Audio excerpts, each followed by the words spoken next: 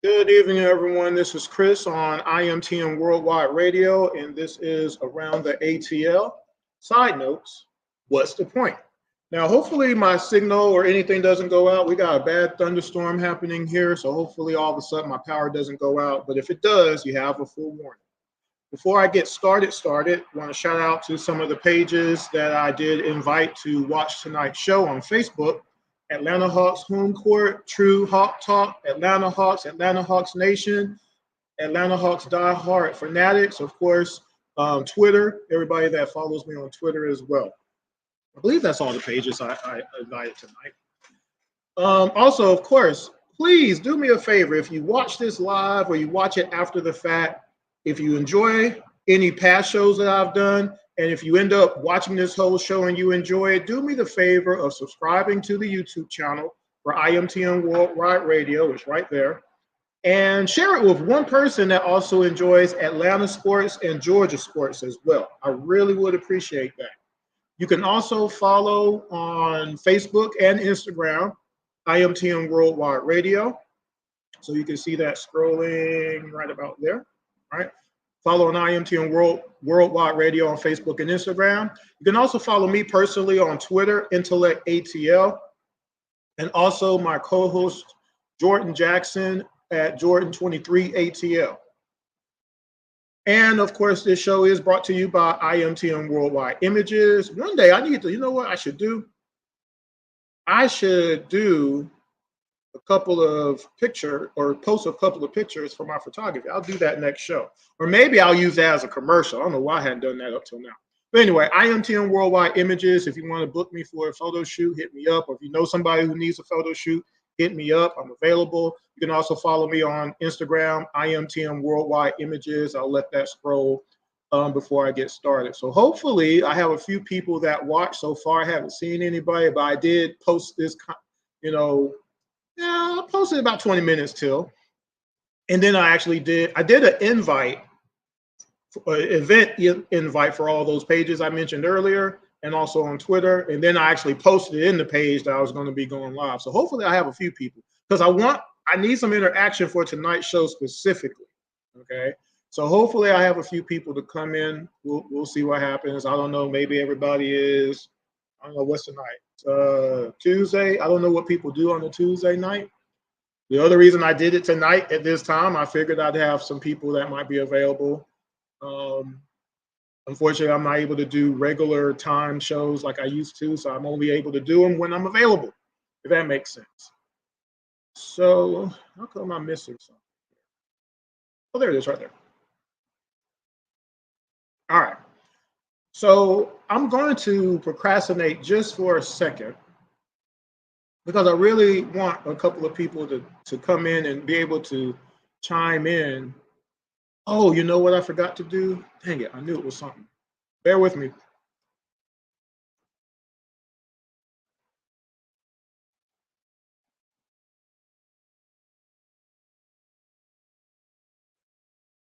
So I finally figured out the stream link for Instagram, because I had never done that before. So today will be the first day I'm actually able to stream both on my Facebook and my Instagram, just because I hadn't been doing it. So I'm doing it for the first time tonight. So hopefully that will get a couple of extra people on as well. So what's the point? So before I get started, a couple of weeks ago, was a week ago, a week and a half ago, whatever the time frame. And thanks for, by the way, if you watch this live or you watch it after the fact, I want you to comment tonight. I want some feedback on some of the things I'm going to talk about tonight, okay? So a couple of weeks ago,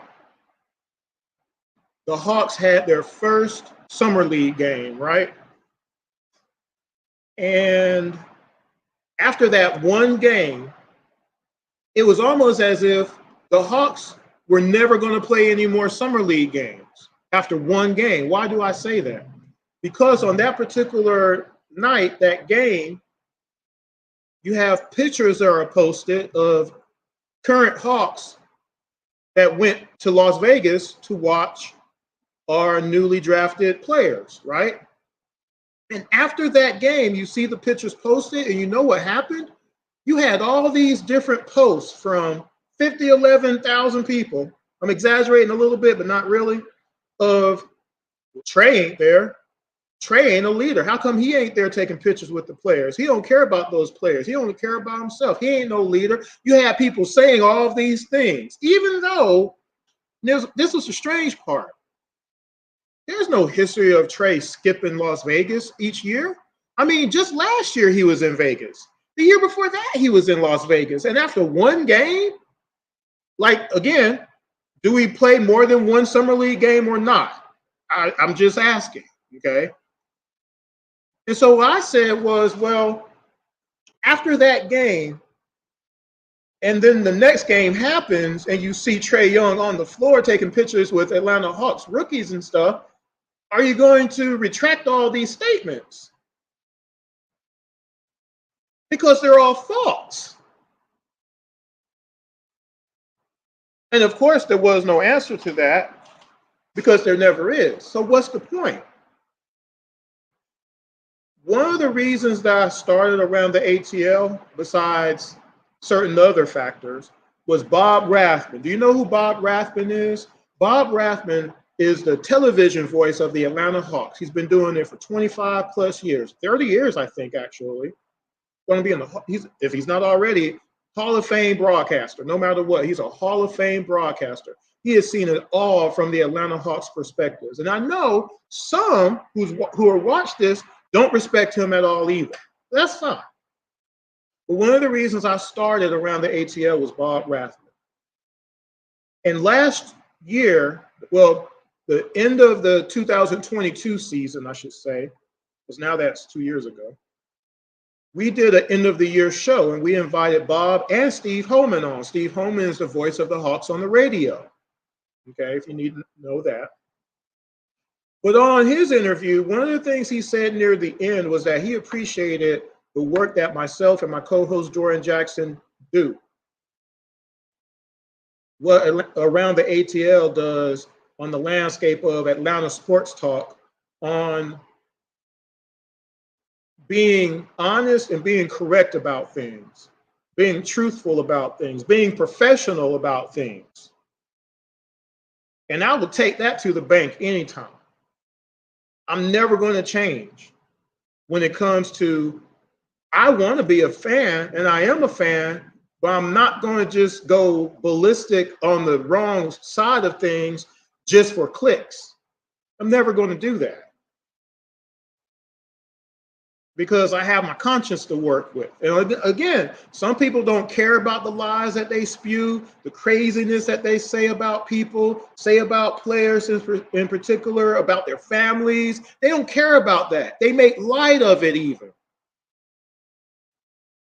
And I always say, I hope you don't ever meet this person in person. You want to say the same thing then? Say it with your chest. Buy the floor seats, Gucci row seats, and say that stuff then. Don't just Twitter finger it. But anyway, but Bob Rathman said that a couple of years ago. But again, what's the point? Why not wait until summer league is over, and then if Trae Young didn't show up, then say something like that? Because now you got proof, at least that he didn't show up. Now, whether or not you saw him show up, and maybe he flew in the dead of night and invited ZR and other people to the hotel and had dinner or whatever without y'all knowing about it. I mean, there's just things that you just don't know. You're not in Trae Young's car all the time, or his jet or whatever all the time. You don't know what goes on. You really don't. Everything is not publicized, so you don't know. But in this case, you saw him there taking pictures with all the guys. You saw him. You seen it. You also seen him the year before and the year before that too. But nobody retracted those statements, though. Don't you think that's just a little bit of an issue? That's not even really what I want to talk about, but I just had to bring that up again. Okay. And of course, if you missed those interviews of Bob Rathman and Steve Holman over the years, subscribe to IMTM Worldwide Radio. Okay. And also, don't forget, you can listen to the radio version, because for a long time we just did radio. We weren't doing any live streaming. So if you're a member of Spotify or iHeartRadio or Odyssey, just type in around the ATL and you can backtrack and listen to those interviews. Okay. And I'll try to repost those at a certain date. If you comment, I'll post it for you. Okay, just say, hey, Chris, I want to see and watch the Bob Rathman and Steve Holman interviews, and I'll post it in the chat room. Okay. So what's the point? So tonight, I want to do something a little bit different. Now, if I can help it, I'm not going to play no video tonight. I've done that enough. I got 6 NBA games worth of video in the last few episodes, so go check those out. I also have an episode called Rosters Matter, which I'm going to lightly touch on tonight, but not really. But go watch that one. It's really cool. I really hope to have some live people watching tonight, but it doesn't look like it's going to happen. That's fine. Again, if you're watching this after the fact and you hear the questions, I want you to answer. Go to the comment section of the YouTube page that you're watching it on and comment. I will respond back. Okay? When I can, of course. But I will respond back. But I really wanted some people live tonight. I thought this would be a good time, but I guess, I don't know, everybody's at work still, I guess. I'm not sure. It is what it is. So, first question. Have you played basketball before? Okay. Now, when I say that, I'm talking in terms of, have you played basketball 5-on-5 before? In the backyard? Junior high school? High school? College? Semi-pro? Any professional basketball players out there? Anybody? Have you played 5-on-5 before? I want to know. Yes or no? Okay, that's the first question. And again, don't forget to comment if you do get a chance to watch this. Now, if you've played basketball before, answer me this. Make sure I close this. Make sure I don't all of a sudden have water all over the place. Answer me this question. If you've played basketball before, what was your goal? Was your goal to win the game? Or was your goal just to get up and down the court? Now think about that.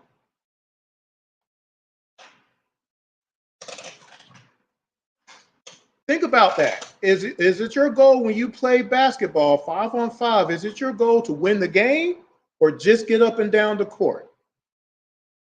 Okay? Because there is a difference. But here's the deal. If your goal is to win the game, that means you're taking score, right? Because now there has to be a winner or a loser. Somebody has to score more points than the other team, right? That kind of goes hand in hand. Correct? Am I wrong? Again, I wanted some live people to comment. Fortunately, it doesn't look like I'm going to get it, but I'll just ask the question. Is it your goal to win a game or just get up and down the court? Is it your goal to compete is even the better question.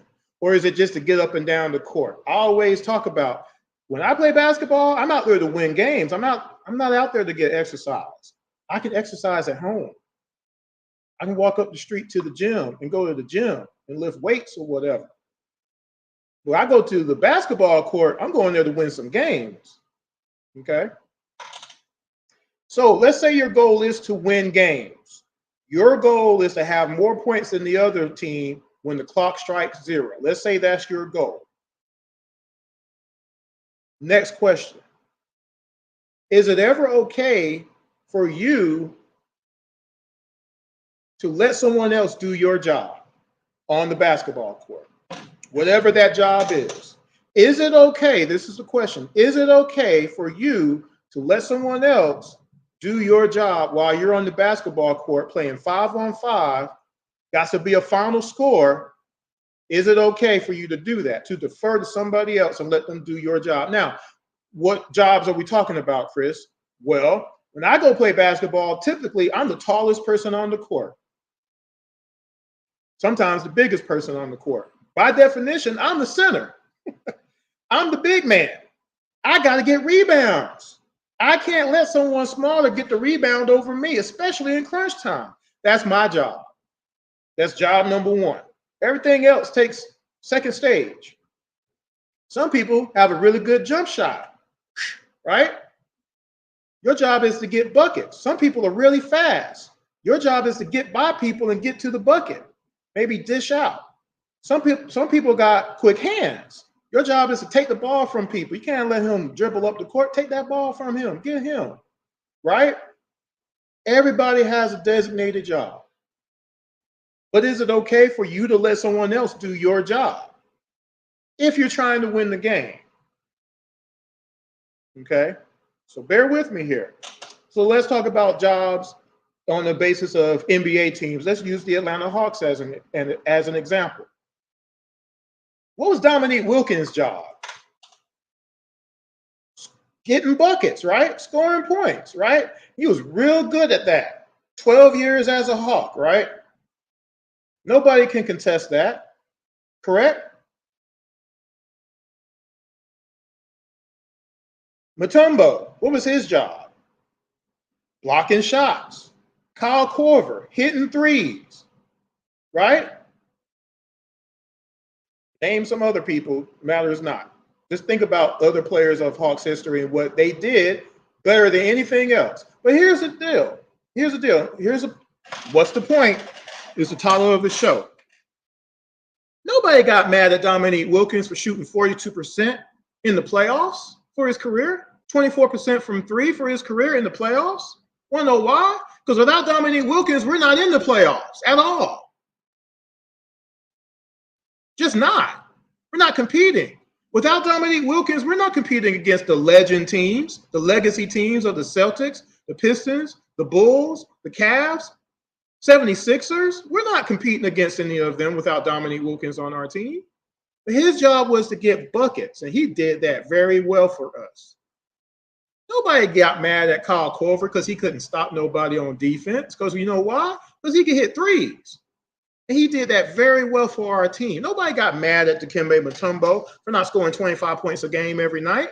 Want to know why? Because he was a stopper. He was the only Atlanta Hawk who's won a Defensive Player of the Year award. He won twice.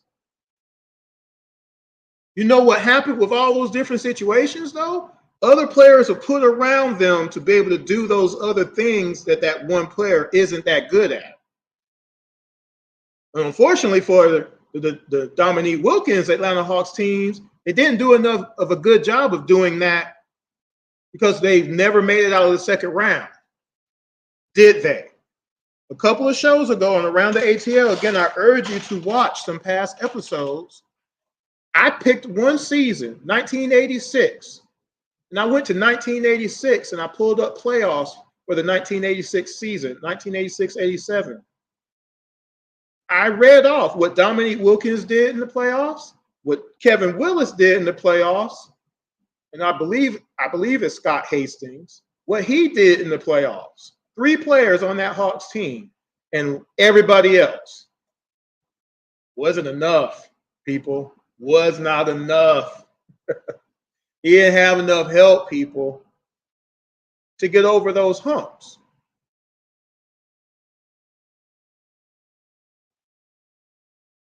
But nobody got mad at those players I just mentioned for what they did do for their teams very well. Other players, random players, I don't know, Rudy. Nobody gets mad at Rudy because he can't drop 25 points a game. He's big enough to do it. He's a perennial defensive player of the year, ain't he? Shoot, he dropped 25 on us, though, somehow. But I'll get into that another time. Nobody gets mad at Melo. Carmelo Anthony in Denver, he played some defense. But after that, he ain't playing no defense. And nobody was mad because you know why? Getting buckets. Even though he didn't win anything in New York, they had one good season with him in New York. And the rest of that time, it was trash. But they love Melo in New York. Every time he visits, they love Melo, right? Think about other players, whether it be this generation or the past generation, last 10 years, other players in the NBA, and things that they're really good at doing. They're really good at doing it. But let me use one player in particular, Steve Nash. Think about when he played.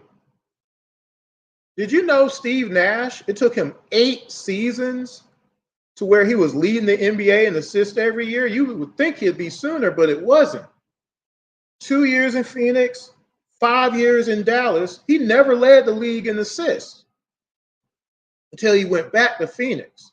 That Phoenix team that he went back to the year before that, that team won 29 games. And they had Amari Stoudemire. They had the Matrix. They had Joe Johnson and other players. That team was pretty much ready-made. And they still only won 29 games. Steve Nash got there. You know what happened? Now all of a sudden he got a team around him that was better than the teams he was on. Because you know what Phoenix Suns did all of a sudden? And remember, that Dallas team had Dirk on it, mind you. But he goes to Phoenix, and all of a sudden they win 62 games. They're first in points per game. They're first in offensive rating. He won MVP, averaging 15 points, 11 assists.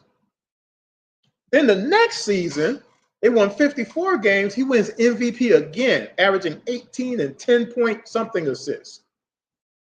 That's crazy. Led the NBA in assists both of those seasons, too. Nobody got mad that Steve Nash couldn't stop nobody on defense, though. He was never known as a defender in any sense of the word.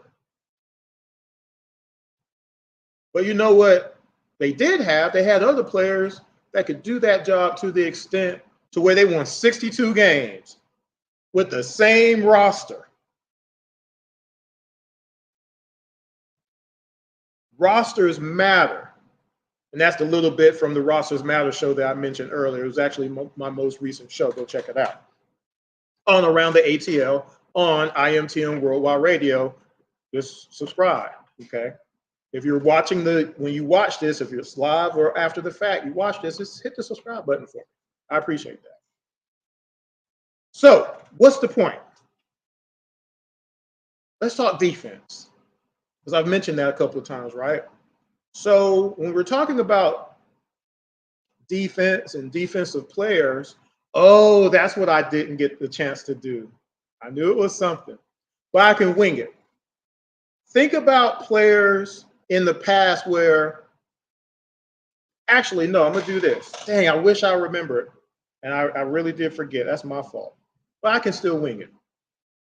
Dyson Daniels is coming onto the Hawks, right? Okay. And he's coming in as a defensive player, somebody who wants to play defense. Did you know he's going to be coming into his 3rd season in the NBA? Did y'all know that? He's going to be 21 this year. Okay? 3rd season. In his 2nd season, he's up to 1.5 steals a game. We see him on the world stage. There was one game he had 5 steals. He's shutting down people. He's hitting big shots. But I saw a whole bunch of posts recently to say, well, he don't want to take no shots, or he can't hit no shots. He can't score. He's timid. He don't want to take no shots. We're going to have to bring him off the bench. And all kind of other stuff. And I'm like, but wait a minute, look at all these other highlights that I'm seeing. He's hitting these big shots and game winners, and He's stopping people, he's defending, he's doing all these things. Why don't we have the same energy for people who are on the current team that don't want to shoot or can't hit shots? Trent Forrest was one of those players. He ain't here no more. Several times during the broadcast, you would hear either Steve Holman or Bob Rathman be like, well, yeah, Trent ain't going to shoot it. He ain't a shooter. You would even hear the other commentators on the other team say that. Not a shooter. Oh, he shot a shot. I can't believe it. Exclaiming how surprised they are. Vic. Again, there was a reason we had 9 players on our team average 6 points or less. Vic was another one. Bob be adamant about it. Vic, you got to be a little bit more selfish. You can't just be giving up shots. We got to score here. Remember, the Atlanta Hawks lost 21 games by 7 points or less. 21 games, 7 points or less. Out of the 6 games I've reviewed so far of the 2023 Atlanta Hawks season, shot for shot, 3 games that I've reviewed, we lost by 6 points or less. There's a game we lost by 3 points. There was a game we lost by 1 point. We needed more buckets from some of these players. And they either can't or they won't score. But why are we harping on a young man that's just now coming into our team and you don't know what he's going to do? But one thing he does do is play defense. He wants to play. I've always said defense is 2 parts, one effort and the other one knowledge. But you really have to want to defend someone. You have to have pride to say, I'm not going to let you score. That has to be right up there. That has to be important to you. And we need some of that blood on the Atlanta Hawks because we haven't had it for a long time now. I'll get to that in a little bit. But think about other players in the league over the years that weren't known as scorers, but they played defense. And again, this is where I messed up. I really meant to, I don't know what happened. I thought I did have the notes on this, but I don't have no notes for this show, but that was something I wanted to kind of post. But again, I'm going to try to wing it. The young man that played for the Grizzlies, the Grindhouse Grizzlies, right? And after the fact, somebody can comment, hopefully, and give me the name again. But he really wasn't trying to score at all, was he? Ben Wallace of the Detroit Pistons. He wasn't trying to score, really. But you know what he could do? He could stop you on defense. They beat the Lakers with Shaq and Kobe. Straight up beat them, right? Bruce Bowen. Did you know Bruce Bowen shot better from 3 than he did from 2? He shot like 40% from 2, but he shot 39% from 3. It's crazy. But he was known for his defense primarily, right? Tayshaun Prince, another person from that Pistons team. Wasn't the best scorer in the world, but he could lock you down, though. He could play some defense, right? Dennis Rodman, he wasn't scoring no points. But you know what he could do? He could shut you down and get all the defensive rebounds. Some of these and other players weren't known for their offense, but year after year after year, they're either on the first or second team all defense, and they're always getting votes for Defensive Player of the Year. Some of them have won Defensive Player of the Year, and almost all of them have championship rings too. What's the point? Do you know the last time the Atlanta Hawks had anybody on the second team all defensive team was Paul Millsap, 2016 season? Nobody since then. Before Paul, it was Josh Smith. There are a couple of other players, you don't know who they are. I won't even go into names. Do you know the last time the Atlanta Hawks had anybody on the first team all defense was the Dikembe Mutombo and Mookie Blaylock? Think about when the last time they played basketball. They also were named on the second team defense as well. Did you know the last time the Hawks, well, actually the only time the Hawks had anybody to win Defensive Player of the Year, again, was Mutombo. He won it back-to-back seasons as a Hawk, 2 times. 2-time champion. WCW fans know what I'm doing. So what's the point? from 2016 till now, it wasn't important for the Hawks to get some players that could play defense. Again, if you watch any of my previous shows, one of the things I've harped on the most, if you're not going to get any defensive coaches to help on the sidelines, we got to get better players on defense. We got to do it. Got to do it. And again, I'll get into why in a little bit. Got to do it. But we haven't had anybody on our team, first or second team all defense. The last player to get Defensive Player of the Year votes at all has been Clint Capella, 2020 season. Since then, nothing. Since then, nothing. Not Clint, not Hunter. In 5 seasons has he gotten a Defensive Player of the Year vote. And he's not been named on first, second team all defense, despite being drafted as a national champion, Defensive Player of the Year in college basketball, Defensive Player of the Year in the ACC. And we have never gotten that out of Hunter all these years. Isn't that an issue for anybody? But you know what? I got people who will be in denial and say that's not an issue. That's not a problem. The fact that Hunter don't play defense isn't a problem. And others don't play defense isn't a problem. There's only one problem. That's what they keep saying. They're in denial. And the fact that Clint isn't a defender anymore, people will say, oh, that's not a problem either. He ain't the problem. He plays defense. Okay? So let's go to that now. Rebounds are not defense. What did Torian Prince say? I wish I had my basketball. Where's my basketball? I was going to do a live version, but it's on the other side of the room. Put your hands up in the air, you bring the ball down, and that's a rebound. That's how you do it, right? Now, stopping somebody from scoring is defense. Stopping somebody from getting their position and they got to pass the ball out, that's defense. Deterring a shot, that's defense. Blocking a shot, stopping that field goal attempt, that's defense. But getting a rebound off of a missed shot is not defense. It helps you, but it ain't defense. You didn't stop anybody. Now, on the defensive rebound side, yes, you're stopping them from getting a second chance point, hopefully. Hopefully. But let's get into that a little bit, all right? Because people are just enamored with this 10 rebounds a game thing. And I'm like, so if Clint averages 5 offensive rebounds a game and he's getting 10 rebounds a game, that means he's only getting 5 or 6 defensive rebounds a night, maybe. That's if he is getting 5 rebounds. He's not getting 5 rebounds every game, but he is getting enough of them to have an average for the season. But there's time he doesn't get that many offensive rebounds.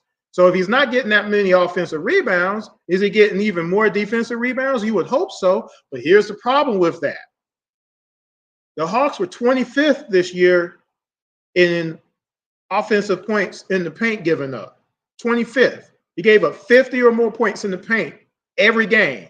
50 or more. There's games we gave up 60, 70, and 80 points in an NBA ball game. Clint Capella is not getting 9 defensive rebounds a game like he used to. 2020, he was averaging 14 rebounds a game. He ain't doing that no more, guys. He was getting 2+ blocks a game. He ain't doing that. And you would say, well, 2 blocks and 1.5 blocks a game, Chris, that's not that much different. Kind of is. Because if you're getting 2 or more blocks a game, people got to worry about that. But the 1.5 blocks a game that he's gotten this season, first of all, the Hawks are 28th in block shots this year. One of those reasons is we don't have John here no more. And since Hunter doesn't get any block shots and nobody else on our team gets any block shots, that's a problem. Now all of that's leaning on Clint. And one thing Clint is not good at, unfortunately, people, is stopping people in the paint. Now, if you want to be in denial about that, all you got to do is look at the games that I've already reviewed shot for shot and watch all the guards lay the ball up on Clint Capella. All the big men lay the ball up on Clint Capella. That play-in game against Chicago, the first 2 buckets that they scored were layups by Vucevic, and one of them was from the three-point line. He drove all the way from the three-point line and laid it up on Clint. The Denver Nuggets game I just did recently. There was one fast break that Joker was leading, and Joker dribbled all the way and then faced up on Clint and then continued to go all the way to the basket and laid it up. And you would just say, oh, that didn't happen. I'm like, but there it is right there. How are you in denial about this over and over and over again? But that's just in the paint. And well, let me segue real quick. The other thing that tells you that, look at all the big men that always kill us when they play the Hawks. DeAndre Ayton had 33 points on us, went 15 for 20 from the floor. No, all of those shots weren't on Clint, but most of them are because Clint started that game. Joker, every time he plays us, hitting turnaround, fadeaway jumpers, open threes all over the place. Joel Embiid dropping 38 on us all the time. Why is this? Porzingis getting his. Everybody gets Allen from the Cavs gets his. Like how? Like how? Why did Rudy Gobert have 25 points on the Hawks? We lost that game by 3 points. You mean to tell me that Clint couldn't slow none of that down? And Rudy has no offensive game either. He has more of an offensive game than Clint, apparently. But somehow people are in denial about that. But what's the point? How can you deny stuff that you actually keep watching on tape? Let's talk about outside shots. Clint Capella overhelps all the time. He has no ability to read and recognize situations on possessions to show, hey, I don't need to go all the way over here. I don't need to come all the way out to the three-point line to guard the ball handler. They ain't doing nothing. I need to stay with my man. He doesn't do that. He lets his man go, and the man gets a dunk or he gets a wide open three, because the other thing that Clint will not do is come out the paint to guard the top of the key three or the top of the key jumper for that matter. He's just going to let you shoot it. He is just going to let you shoot it. Doesn't matter. And the problem with that is it puts us in mismatches that we can't handle because we don't have a team that knows how to rotate. As a team, we don't fight through screens. We don't know how to switch. We don't rotate, and we all overhelp as a team. But Clint is the worst one because he's the big. And he creates mismatches because now all of a sudden you got Vucevic in the post with Bogey for no reason, or DJ for no reason. Got Bam. Bam's hitting wide open threes because Clint won't come out to contest, or Bam is under the basket getting layups on DJ. It's Clint's fault. Why does Clint have to do what he does? This is basketball. That's why I asked who has played basketball at the beginning of this video, of this episode. So that's another aspect. And for those who don't believe me, I will, at the end of this, I guess I will play a little bit of footage, okay, just to show you. Because here's the deal. If you can't stop people on defense, on offense, we got to have more. Just by definition, right? The Hawks scored 118 points a game this season, gave up 120, and we lost 21 games by 7 points or less. We either needed to score more points or stop a few points, and we couldn't do either, which is why we lost. We lost all these games because of that. And unfortunately, Clint was one of the main reasons. Okay? Because he always is out of place. He takes bad angles. People are not scared laying the ball up. Again, that Chicago Bulls game, you should be mad about that game for all the layups that Kobe White was allowed to have.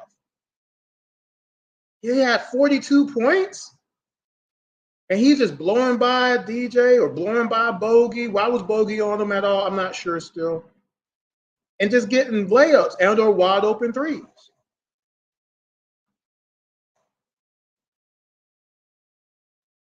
So again, if he's giving up a lot of, in that Chicago Bulls game, he gave up 29 points. folks. 29. The Bulls scored 130. We lost that game by 14, 15 points. Cut that in half. We have a game all of a sudden. The Nuggets game that I did not too long ago, gave up 29 points in that game. He gave up 5 3-pointers on his own. That's 15 points right there, folks. Denver scored 142 points. Why would you be in denial about this if you watch the game? So again, if he can't stop anybody on defense, we need more on offense. But unfortunately, here's more facts again. Clint Capella shot the lowest field goal percentage from the floor since his rookie season for 2023, 57%. Okay? Overall. Now, from 0 to 5 feet in, shot 60%. That means from point blank range and 5 feet, he shot 60%. Now, for some people, that would sound good, but see, him being the center on the team and almost all of his field goal attempts are going to be because of a pass at the bucket, or he's putting in a putback at the bucket, that's low because he can't hit from nowhere else. See, some people have a lower percentage because their higher percentage is because they got a turnaround fadeaway jumper that's pure, or they got a spot up 10-foot jumper that's pure, off the backboard, whatever you want to call it. Or they can hit a 15-foot jumper or a 17-foot jumper, or they're really good at three. They hit from different levels. Clint can't hit from no other level except at the basket. Clint Capella still has never shot a three in his career in the NBA. He's at 0%. 0. I can't make that up. That's a fact that people are in denial in for some reason. Not sure why. Not sure. There are 4 other players on our team, I think it's 5, but 4 for sure, that has a higher field goal percentage than Clint Capella in the paint, 0 to 5 feet. 2 of them are Vitt and Garrison Matthews. The other 2 are Bruno and Okongwu. Okongwu is at 73+%. John Collins, when he was here, was at 73, 77%. He always finished in the paint. Y'all remember that, right? But John also can hit a fadeaway jumper. John can hit a spot-up jumper. John can hit a 3. Did you know that before his worst season ever, because of that stupid finger, he had his worst shooting season ever? The only other person on the Atlanta Hawks who had a higher three-point percentage than John Collins was Bogey. John Collins still has a 35% career three-point percentage despite a year ago. He has 2 seasons back-to-back where he had a 40% three-point percentage and a 39% three-point percentage. Did y'all know that? I don't think some of y'all knew that. The boy can shoot. He can score. Give him the field goal attempts. He can score. He finishes. Okay? What's the point? The fact that Clint Capella can't get his own shot, which is the complaint that y'all always give to other players, right? But for Clint, for some reason, you just excuse that for some reason. Clint can't score from anywhere on the floor except for point-blank range, and he still can't score from point-blank range, which is why he only averages 11 points a game.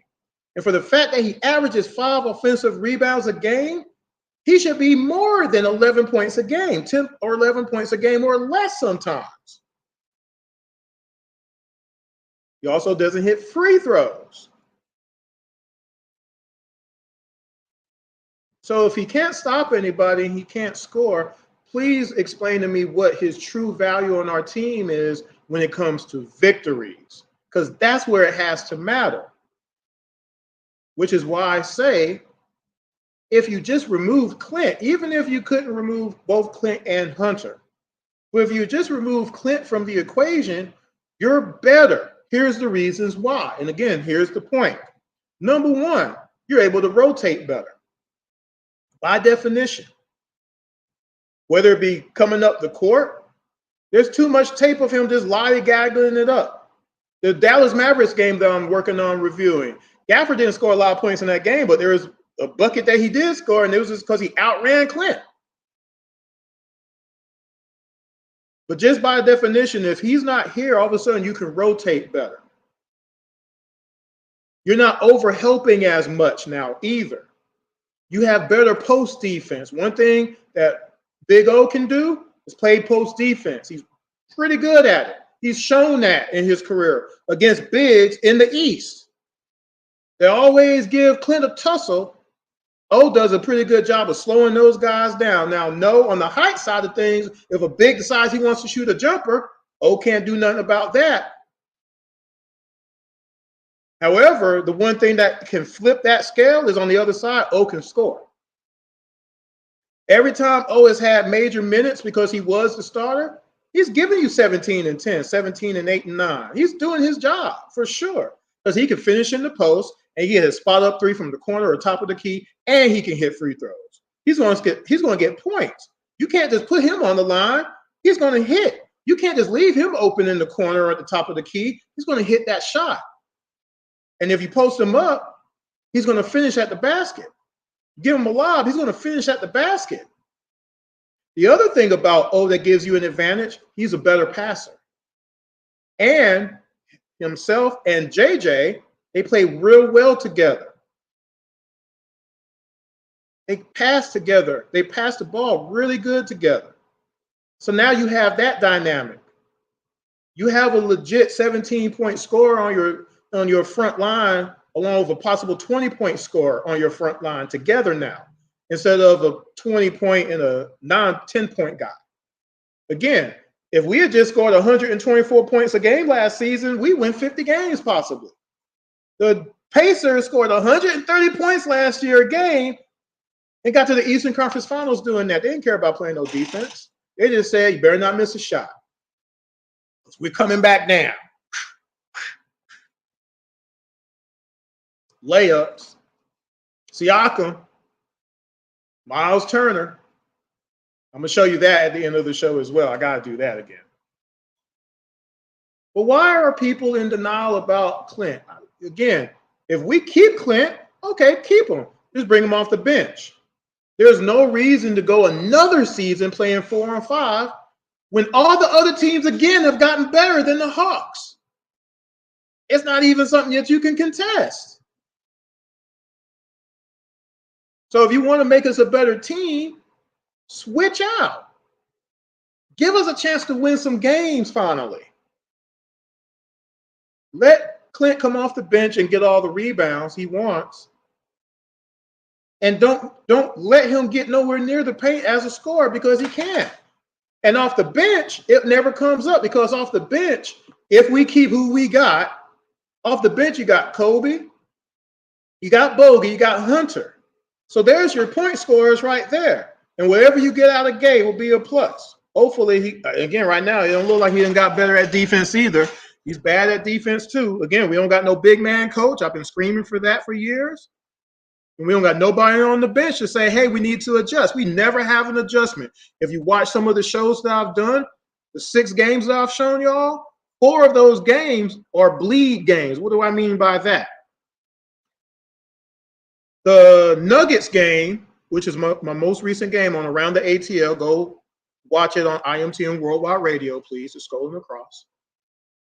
The Nuggets game, where the Nuggets shot 60% from the field, Trey didn't play. 56% from 3, Trey didn't play. 23 3-pointers given up, Trey didn't play. 48 points in the paint, Trey didn't play. 24 fast break points given up, Trey didn't play. The very next game, which was a Miami Heat game, they lost in double overtime. They gave up 18 threes in that game.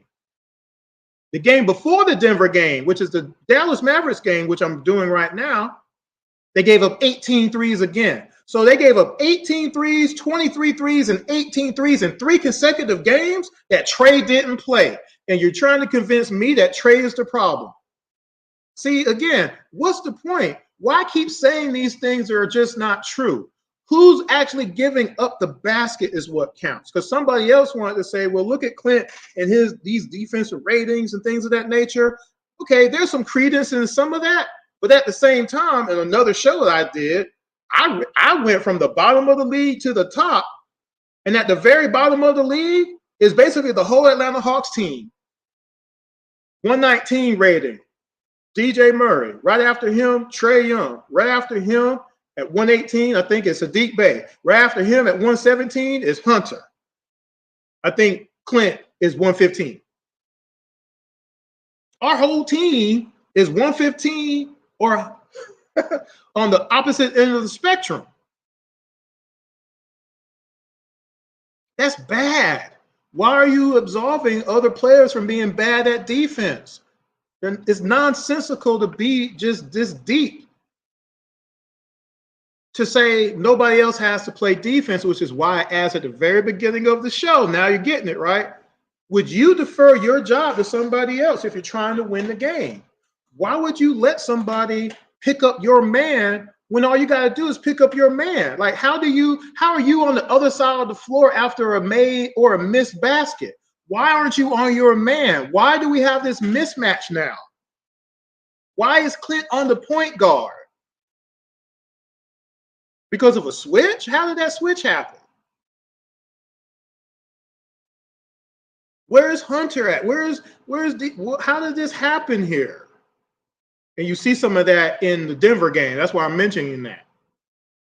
This mismatch is just being created for no reason. Why do we have 24 fast break points? Why aren't you with your man? How did they have 24 fast break points? You'll see that if you watch the Denver game that I showed you.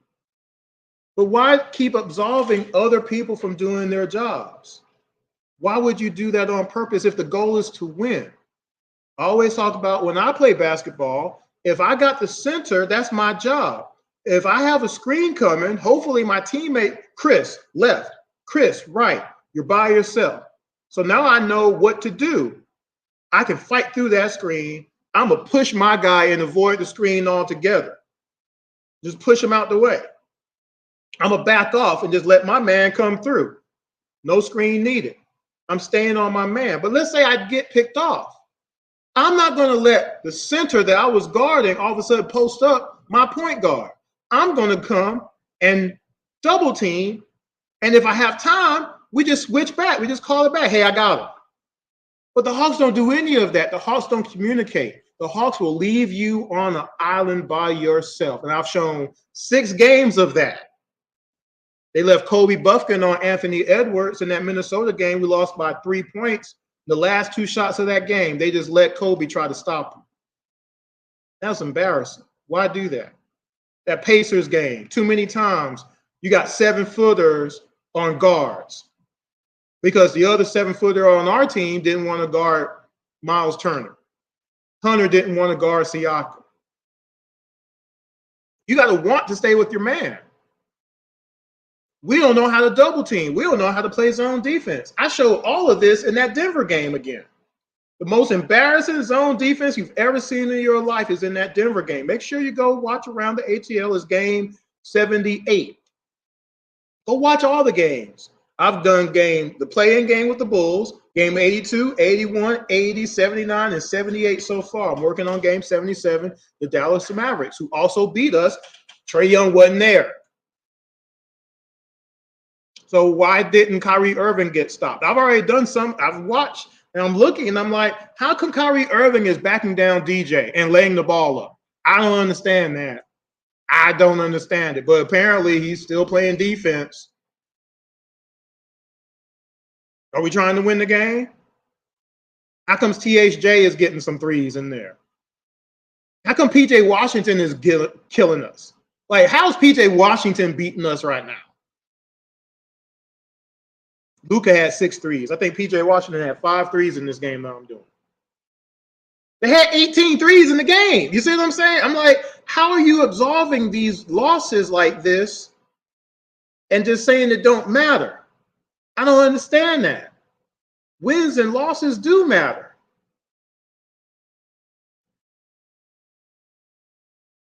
What's the point? Is the goal to win games, or is the goal to just go up and down the court? Some of us who are season ticket holders spend a lot of money and go through a lot of effort to get to a game wherever you might live. And remember, it's not just paying your ticket at the game. It's the gas putting in your car, food that you got to eat. right? Because you're going to eat maybe at the game or maybe after the game, but that's still money that you spent. So on the typical night of going to a basketball game, you have expended at least $100 most times, minimum, right? Depending on what tickets you got, right? You mean to tell me that don't matter? You don't want to see your team have a chance to compete? That don't matter? And if it means not having someone start that's not helping you win games, you're going to fight tooth and nail, 10 toes down, standing on business, even though the game film tells you otherwise, the numbers tell you otherwise. I don't get that. And that's the point of this particular episode. What's the point? How do you relegate that? Have you played basketball before? If you played basketball, is it okay for you to defer your job to another player on the court? Is your goal to win the game or just go up and down the court? Because if your goal is to win the game, to have more points than the other team, you got to stay with your man throughout the whole game. That's your job now. That's your job. If your job is to hit shots, it's to hit shots. If your job is to get rebounds, your job is to block shots, get steals, post up, set screens, whatever that job is, it's your job throughout the whole time. You can't be lackadaisical and be like, nah, I'm good. I'm gonna just let him try to do it. I know. Because you don't see other teams do that like that. All the winning teams, they don't do that. They just don't. I know because they got the wins to prove it and the championships to prove it.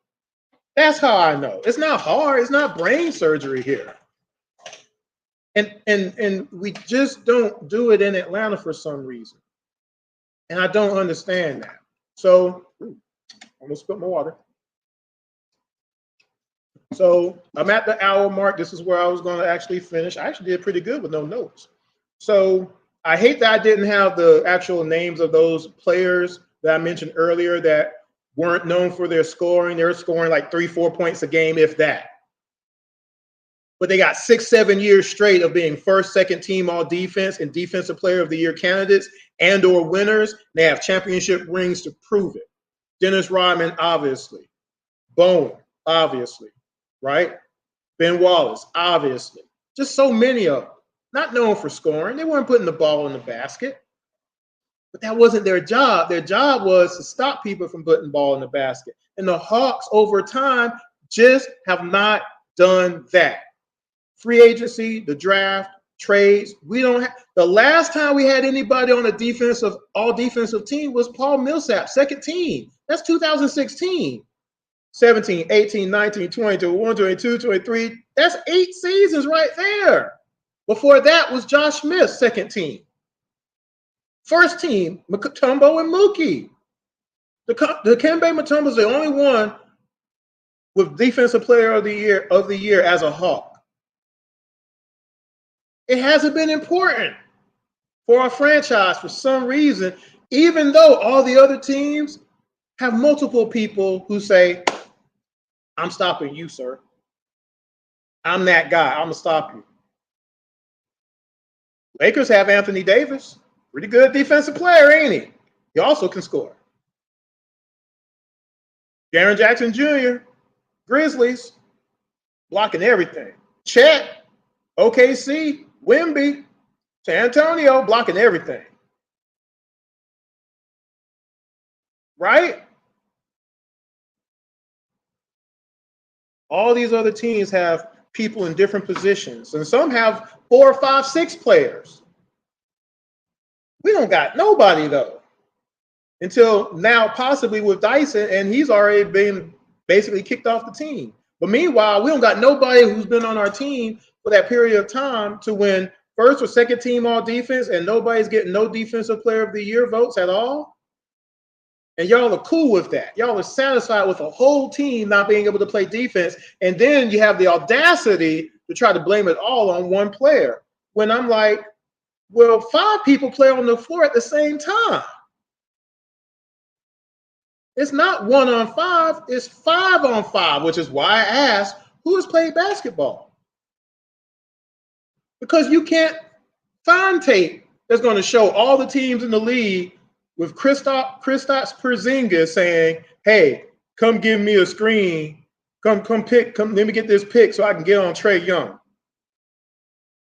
You're not going to find it because they don't have to do that because they could just score on Clint. You're not seeing the small forwards of the league switching to get on Trae Young. They don't got to because they could just score on Hunter. On Bogey. Bogey gives up more points than anybody on our team for the most part, except for Clint. Because he's never on his man.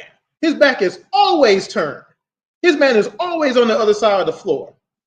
Because Bogey is not going to, he's going to defer and let somebody else do his job, unfortunately.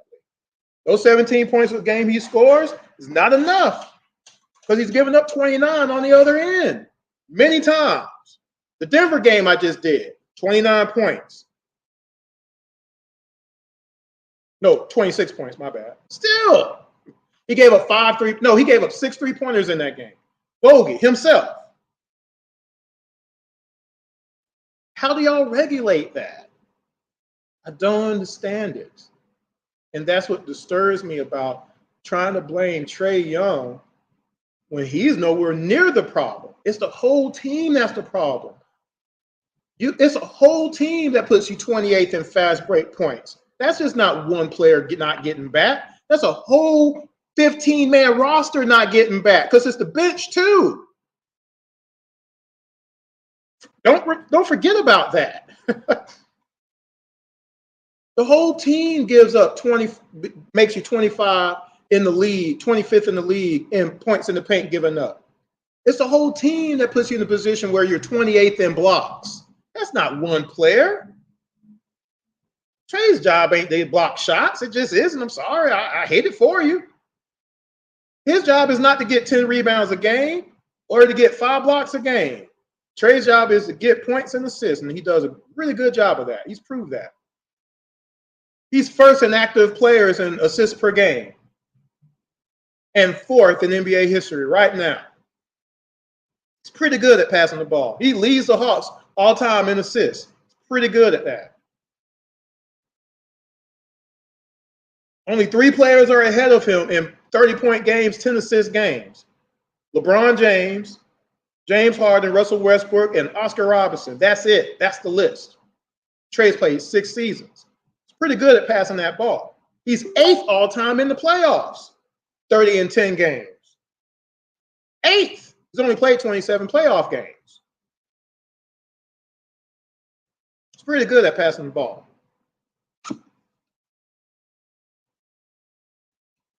But you try to put the blame on him for Hunter not wanting to play no defense, for DJ not playing no defense, and apparently the excuse is he was told not to play defense. That's just bogus, but whatever.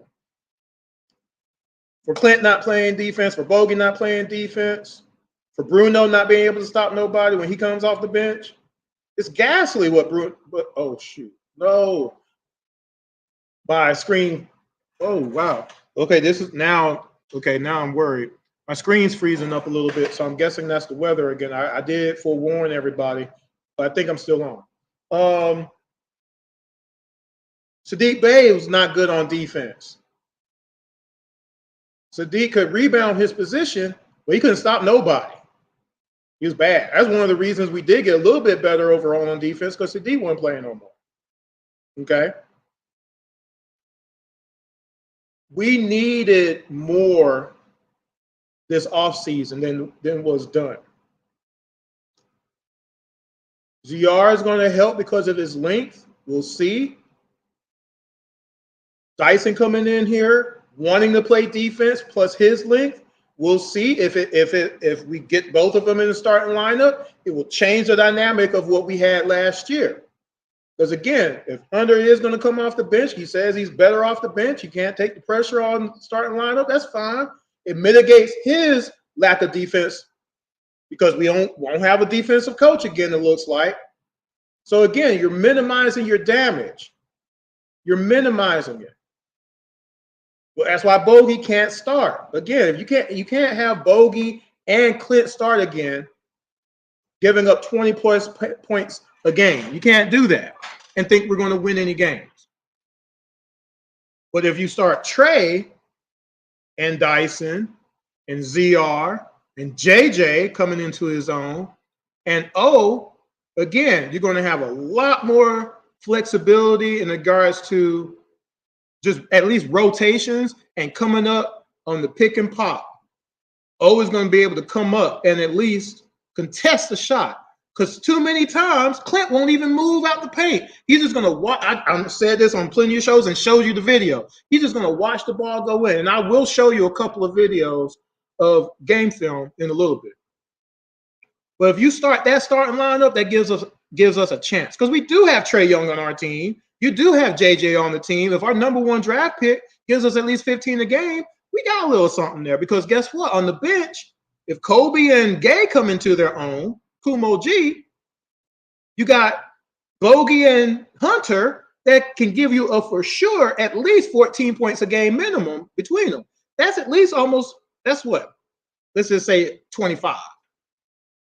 If you can get 25 from 2 players off the bench when you need it, because sometimes you might not need it. But those are 2 players right there. You should expect that they can get at least 12, 13, 14, 15 points a game if you need it. So whatever Kobe and Muhammad Gay gives you is going to be a plus. And again, if Clint is still here, who cares if Clint don't need to score? Clint just get rebounds. Stay out the paint. Stop clogging up the paint. We're not giving you the ball because you can't score. You're just in everybody's way. Why are you there? You should only be in the paint if the ball is in the air, you're crashing the boards. You didn't see Dennis Rodman in the paint on the offensive side of the ball unless he's setting a screen for somebody. But other than that, he's not in the post. You see how detrimental that is to your offense? But if you got O out there, O can play it 2 ways. He can post up or he can spot up. He can set a screen, pick and pop. We've not been able to pick and pop. Like, just think about those things that Clint can't do and how detrimental that is on both sides of the ball. And y'all are trying to fight for him to start again. I'm just trying to be reasonable. That's the point. I'm just trying to be reasonable because I want to see our team compete. I just want to see us compete. And we're going to keep Garrison. That's fine. He can hit some threes. Vic, let's see if he gets better at certain things or whatever. Right? Got Seth as another possible shooter. Again, I had hoped that we would have did more on depth, and we didn't. So we're kind of stuck where we are. We got to make the best of it. We got to hope that Hunter can play 70 games plus this season. He missed 30 games again. He's not played 70 games in the season in his career as a Hawk. Y'all don't want to get somebody better possibly? Again, what's better? Hunter is supposed to be 19 a game guy. He's supposed to be an 8 rebound, 6 assists, 1.5 steals, 1 block a game guy. You know how I know he could do it? Because Scotty Barnes can do it. Why can't Hunter? Hunter has all the tools. He has the body. He ain't weak. He ain't smallish. He can rebound more. Why can't he block any shots? It's effort. Why can't he steal the ball? It's effort. Why can't he be leading the team in charges taken? It's effort. Why doesn't he ever block his man out? The reason that the Hawks give up so many points in the paint because we never block out. We never know where our man is. You just got people cutting. It ain't even offensive rebounds. This is people cutting to the basket. We don't know where our guy is. We can't rotate. We can't communicate. We don't do any of those things, which again, if you don't have a coach on the sidelines teaching you, coaching you, we need better defensive players overall.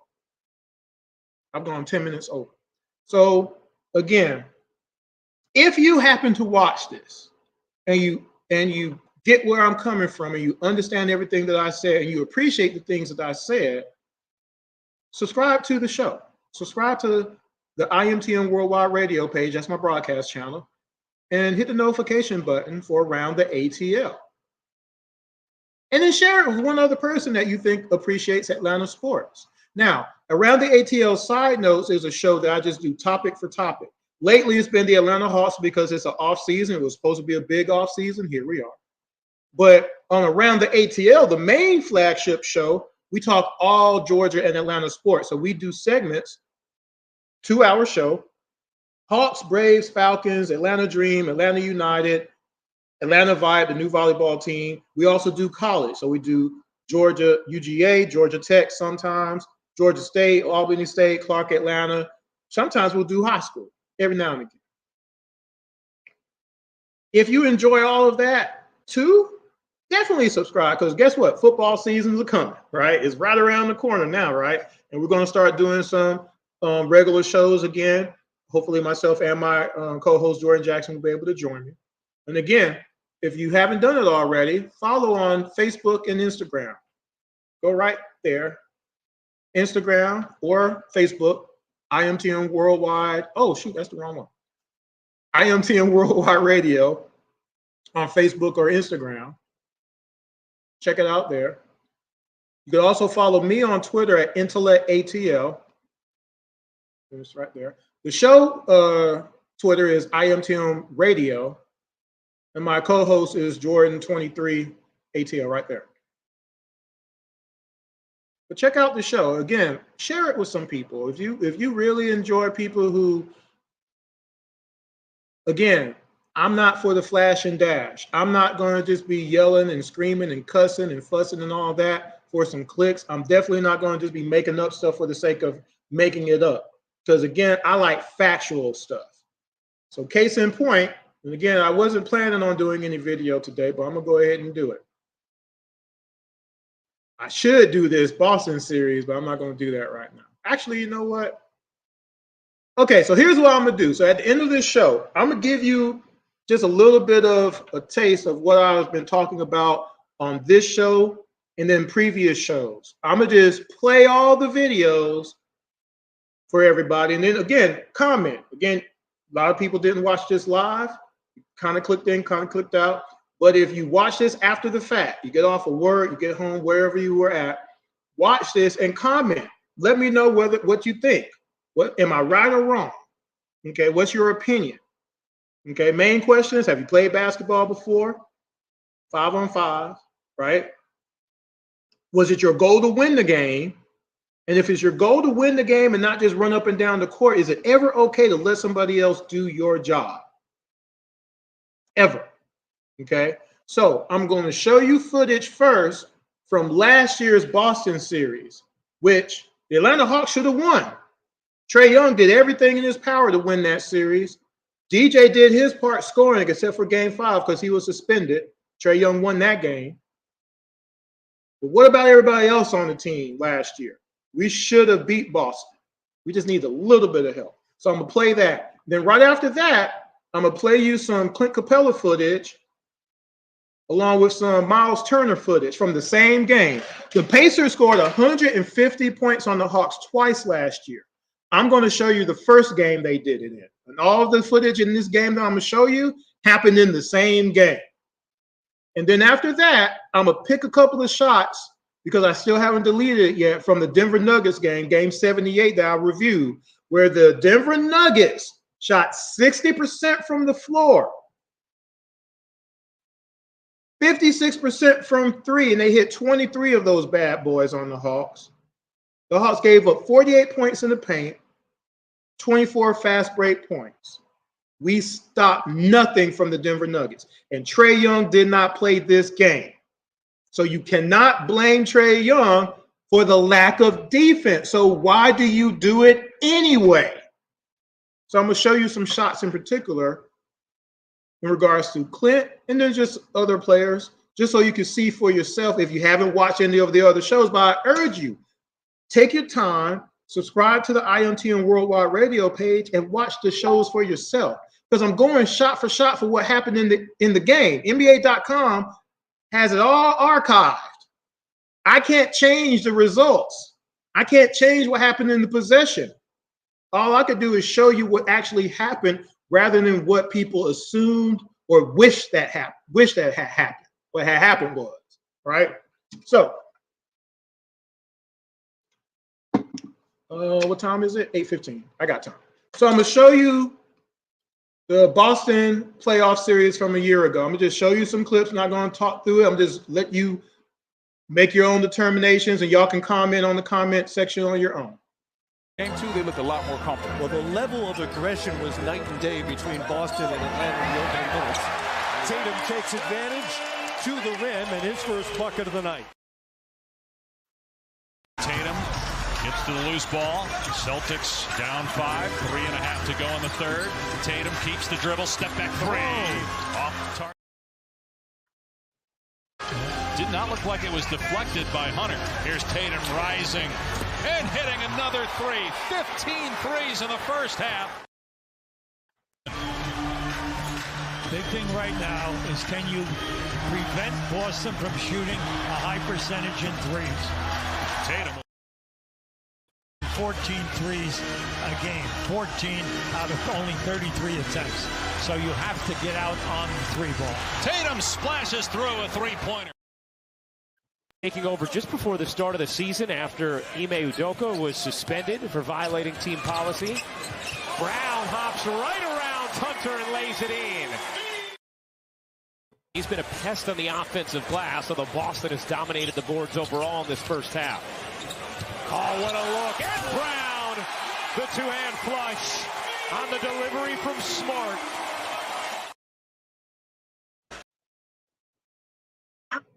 Sure, they got in their areas, but they couldn't shoot a percentage. But they're making them tonight. They're definitely not settling. Meanwhile, Boston firing at will from deep. Brogdon drilling the three, the fifth already for the Celtics. Well, you remember the lack of sharpness down the stretch for Boston in Game 5. Different story so far here. Horford again. Missed it, and a stick back. Tatum. Devastating. Now, you saw that bevy of video footage from last year's Boston series. And what did you see? You saw people not blocking out. You saw people losing their man. Right? People not getting back. People ball watching. People can't fight through screens, making excuses for other people, not being able to switch, over helping. And those are just a few games right there. Imagine seeing that a whole season. That's the problem for the Hawks. Is the whole team can't play defense. But at least mitigate that by performing on the offensive side. At least even that junk out. Even it out. We need 20 plus points out of you, Hunter. We need at least 15, 16 out of you, Clint. At least do that. All right, so next bevy of video I'm going to do is Clint versus Turner. Nobody's benefited more from playing with Tyrese than Miles Turner. He's been able to put him in position to make plays, catch the ball, giving him confidence. Murray again, too strong off the glass. Capella, and they gang rebound, and Halliburton tiptoes along the end line. Yeah, good to see Bruce Brown out there again. Andrew Nembhard missing his second consecutive game out due to injury. He was in the starting lineup as the Pacers started this win streak. That's a miss by Capella, rebounded by Turner. Enough to freeze the defense. He had missed 5 straight games with a right knee bone bruise. Had 15 points the other night against Milwaukee. That's a blocked shot. This is where the psychology comes in. You want to make sure that Toppin gets rewarded for the fact that he played well.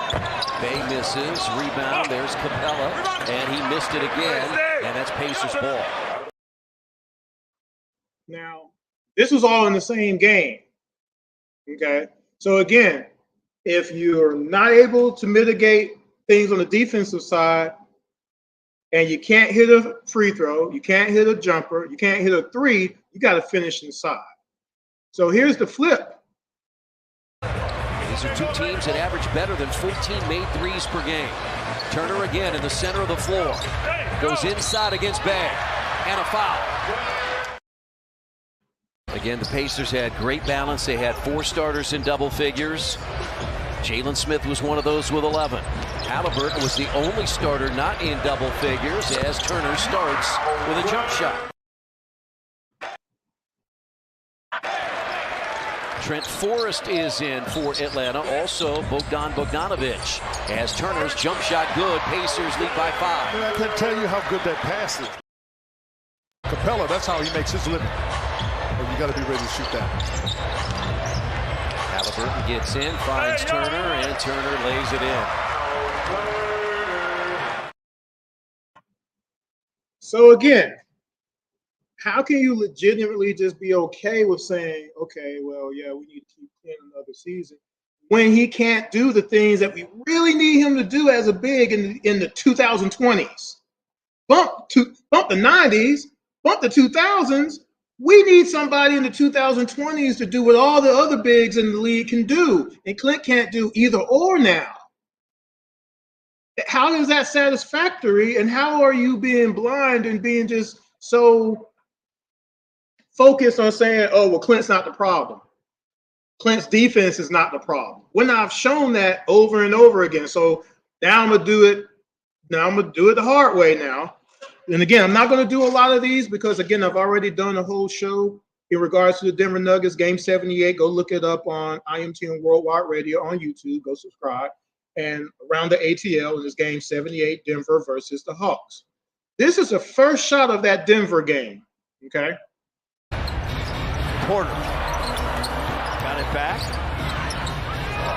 Jokic. Grenade, and he knocks it in. Did Clint contest that shot by Joker? Where was Clint at? Here's the first shot of the third quarter.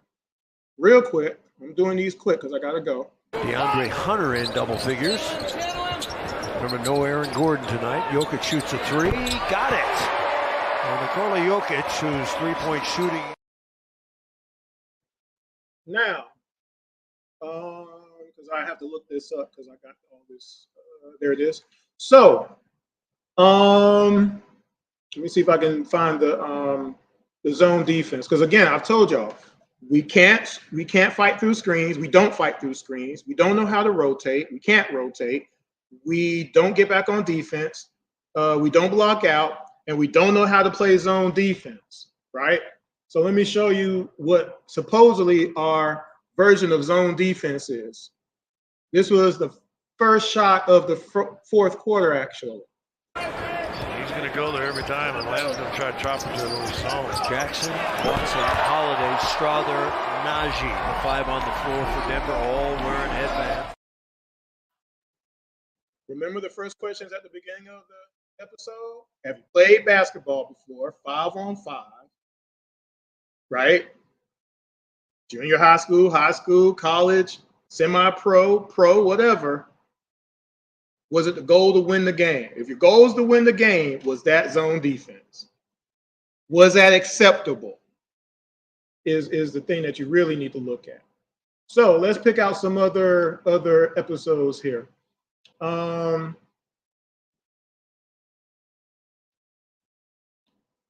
trying to do random, but it's hard for me to do that.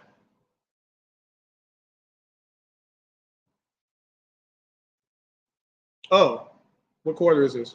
Let's go third shot, third quarter real quick. What's y'all's opinion of this? I want to comment on it. Such a good shooter. He's defensive. Caldwell Pope. Got it. And Caldwell Pope, who has been shooting well. I want y'all to comment. Was that good defense? Was that defense of any kind?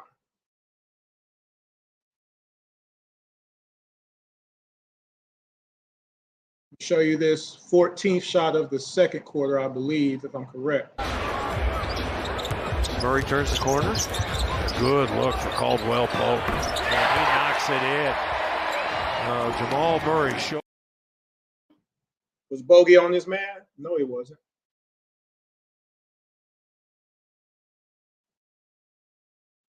Ninth shot, fourth quarter. Murray, scoop it, and Watson lays it in. Was anybody on their man? No. Why was people on other people's man? I don't know. Why can't you stay on your assignment? I don't know. But you know what they gave up? Another layup in the paint. Right? Eighth shot, same quarter. Denver does not play with a very fast pace at all. They are 27th in the league. Murray back in, firing and hitting. You know, but with this, just let him hit that wide open score, right?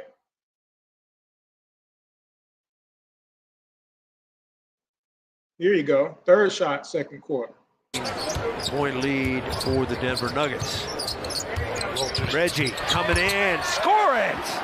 Reggie Jackson, a little bounce to his step.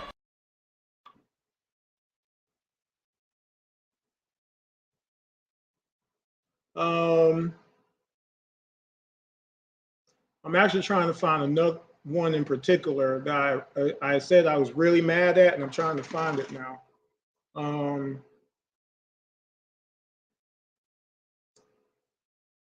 Oh, is this the first quarter? Third shot, first quarter. Missed his first shot, guarded by DeJounte. He's having a good season, particularly with Trae Young. Now Murray's in the lane, over to Porter. Porter's got a good look for three. Porter open.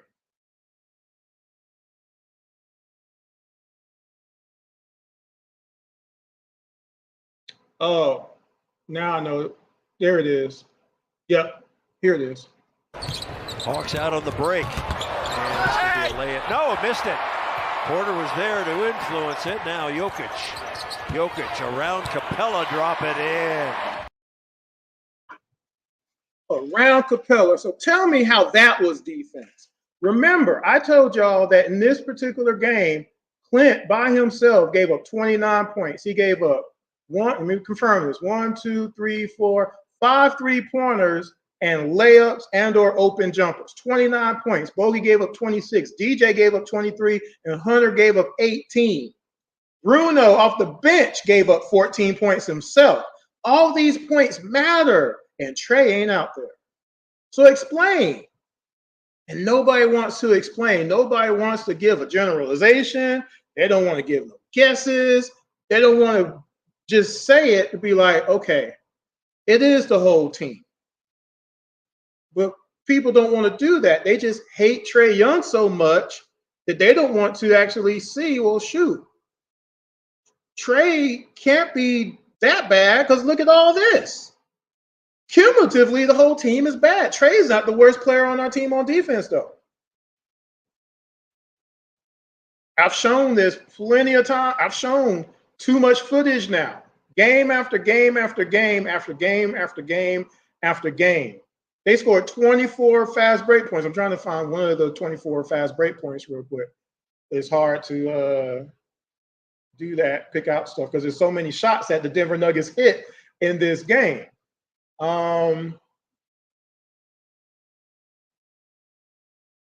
Let's see, which is this?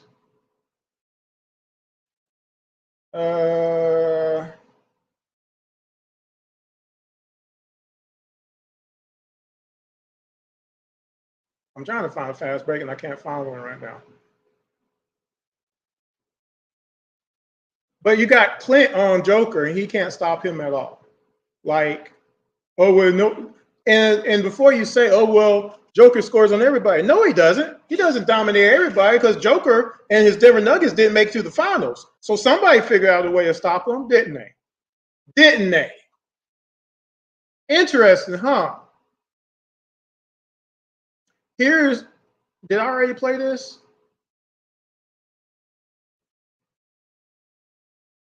I don't think I did. What quarter is this? Third quarter, I think. Let's see. This is actually one of the reasons I did this particular episode and around the ATL. This shot right here. 6 shot. Where is it at? There it is. Jokic closing in on a double-double. Matter of fact, he's got one, 14 and 10 rebounds. To go with 7 assists. Long range, Murray. Ooh.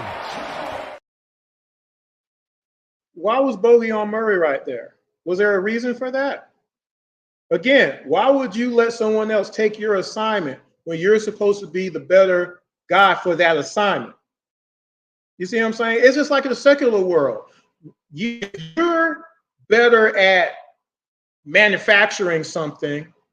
Why would you let somebody who's worse than you do your job of manufacturing, knowing that the whole company is relying on you for this one particular piece of something to be made precisely the right way?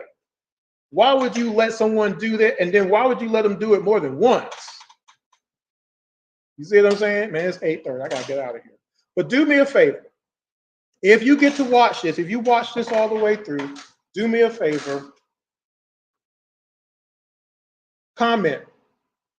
Okay? Because nobody live today watched. I'm not sure what happened. But comment in the comment section and answer some of the questions that I answered, that I asked.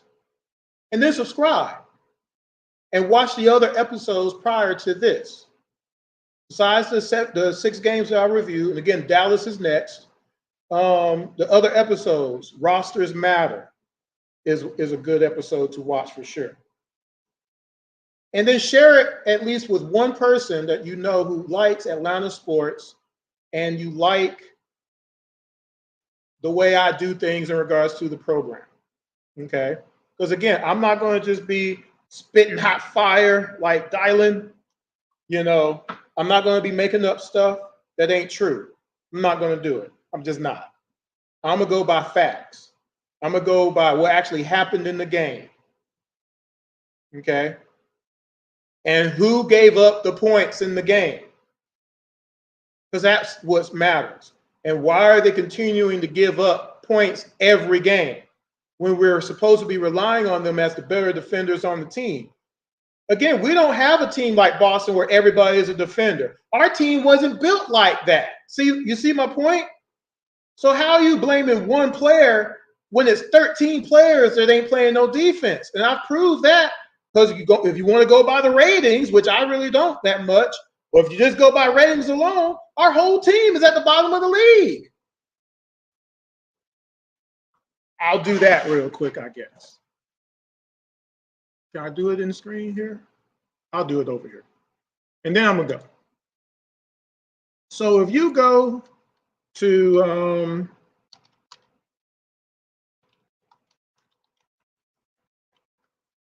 defensive ratings, team defense. Oh, I didn't want team defense. I need players. Hold on. Players.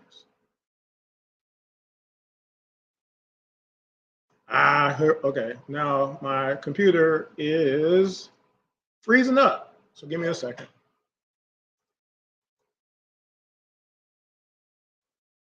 Did it switch?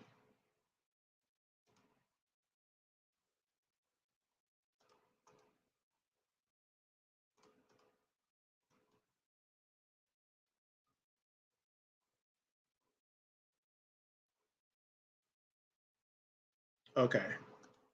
This site is killing me. So I'm gonna try this. I'm gonna try to do this again.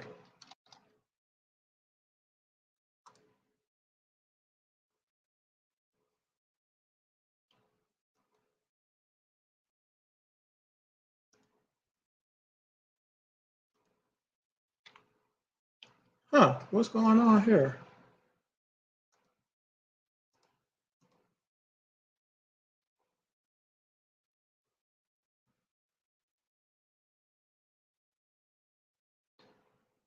All right, I'm gonna try this one more time. I don't know what's going on.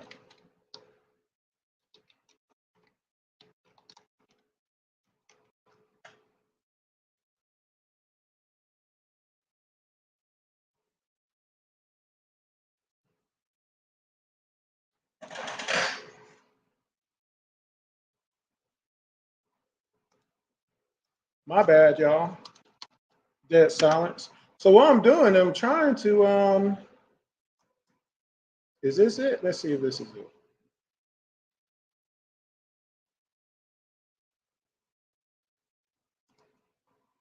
I think I found it. Okay, here we go.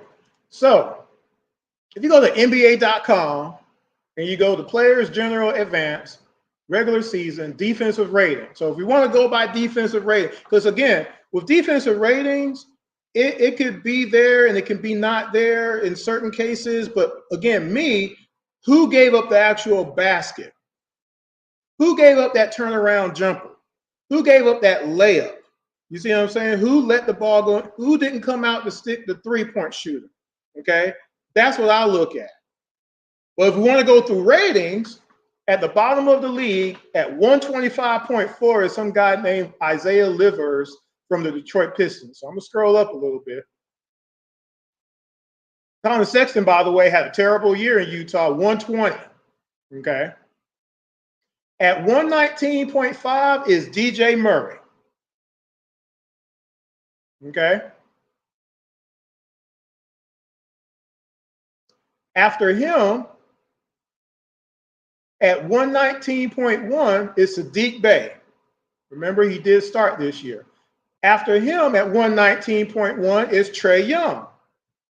119 even, Okongwu. He didn't have a good season. He didn't play the whole season, but he wasn't having a good season either, actually.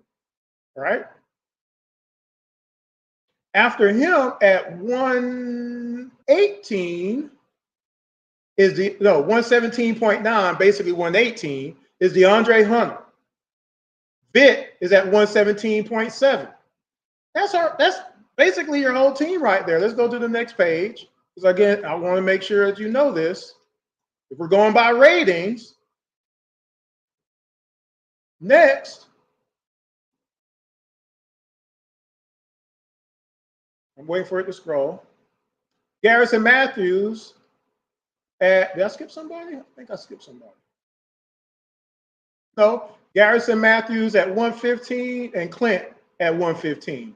So that's basically your whole team right there at the bottom of the league. Now, for the ones who want to say, well, Trae Young is the reason. Trae Young didn't play 28 games. So how did Trae Young not play 28 games and you're at the bottom of the league anyway? Because if Trae not on the floor, if that's the reason you keep saying, oh, Trae Young is making it where nobody can play defense right. Well, what about the 28 games he didn't play and we're still getting schooled to death? Remember, two positions that Trae Young doesn't guard, shooting guard averaged 30 points a game against the Hawks this year. All the NBA. Small forward averaged 27 points a game against the Atlanta Hawks this year for the whole league. And Trae Young missed 28 games. So that squashed. The team just don't play defense. And this shows you again that they don't. But I'm showing you the game footage to prove it. The whole team has to give up 157 points in a 48-minute game. People, one player can't give up 157 points. Clint is not giving up points because of Trae Young. DJ is not giving up points because of Trae Young. Hunter sure ain't giving up points because of Trae Young. Hunter is giving up points because Hunter ain't playing defense. Clint is giving up points because Clint can't play defense. DJ didn't want to play no defense. I can show it over and over again. Want me to show you another shot? Here's another one. Jokic knows it and fade away. Sombor shuffle, no, tip, no. Porter, yes! Michael's turned down a couple. Did Hunter get the rebound right there? First of all, Joker is taking crazy shot, but you know what? He hit a turnaround jumper on Clint earlier. But where was Hunter right there? Where's the effort to stop him from MPJ scoring right there? The season for Nikola Jokic, the 130th of his career, and the bucket is good. Let's go. Layup. Just the first second chance points for him. They're just beating up Joker. Look at that. Holiday's got it. Back to Yoke, and Yoke throws it in. They're just beating Joker up and no call. Kind of lucky, but still a layup. Watson got a hand on it. Yoke has it. Nuggets have 3-on-2. Jokic give it to Watson. Caldwell Pope got it. 24 fast break points. Want to know why? Because nobody ever stops the ball on the Hawks. Nobody stops the ball. So we gave up 24 points in the fast break in this game because not one fast break did the Atlanta Hawks stop the ball. Trae Young didn't play this game, so explain that. Explain it. There was one play off a fast break. I think it was Brown on the Denver Nuggets. He started this particular game. Let me see if I can find that real quick. I think it's the first quarter. Yeah, fourth shot of the first quarter. Look at this. Contavious Caldwell-Pope knifing through the screen. That's good defense. And Christian Brown has it. Third start for Christian Brown. He's on the run. Euros by Bogey and scores it. Bogey gave up 26 points in this game by himself because he started.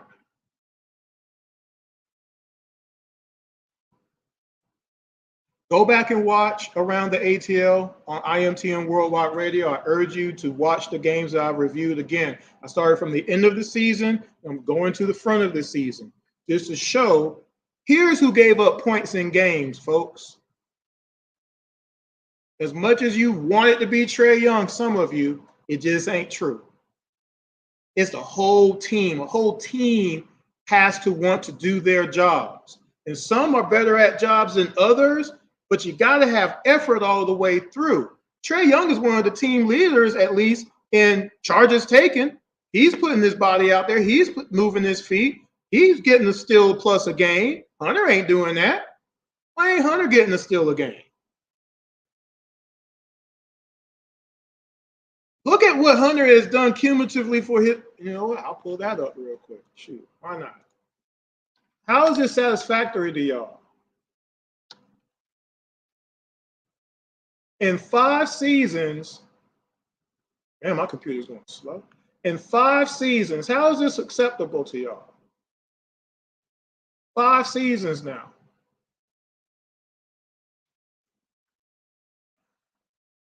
There he is. 0.3 blocks, 0.7 steals per game, average 5 seasons, 14 points a game for his career, 4 rebounds a game for his career.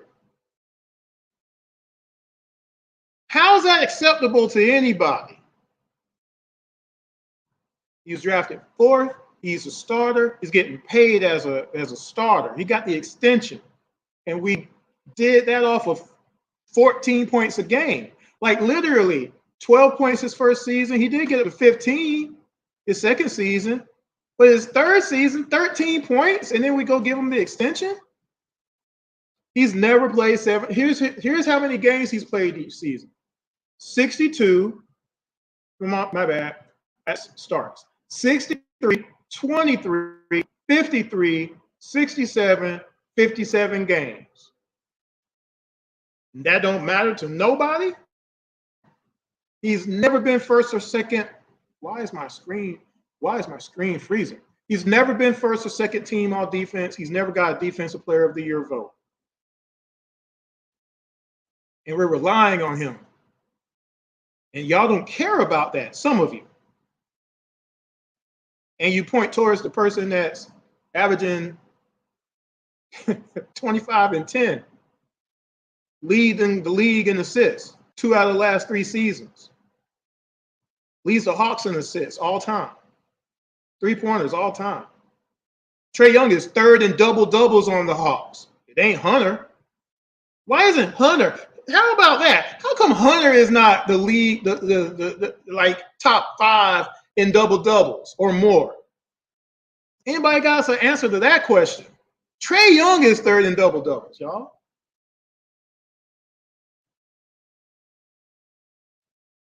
I just want to see better effort out of our skilled players than we do to even out the things that they're not good at.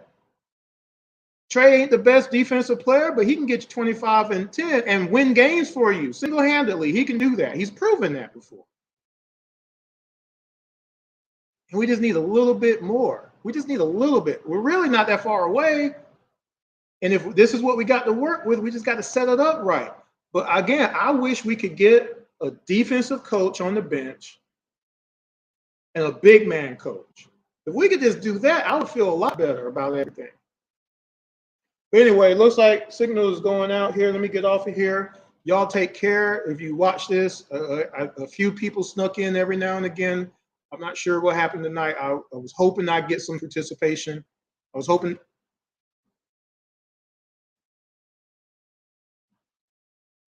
to get some participation. I'm seeing my screen freeze, so I'm trying to let it catch up. But until next time, I'm going to get out of here. Again, subscribe to the IMTM Worldwide Radio YouTube I really appreciate the support up till now, and make sure you at least share it with somebody. Okay, and I'll talk to y'all another time and try to send y'all out. Y'all take care. Peace. Look at me, I'm going the wrong way again. Here we go.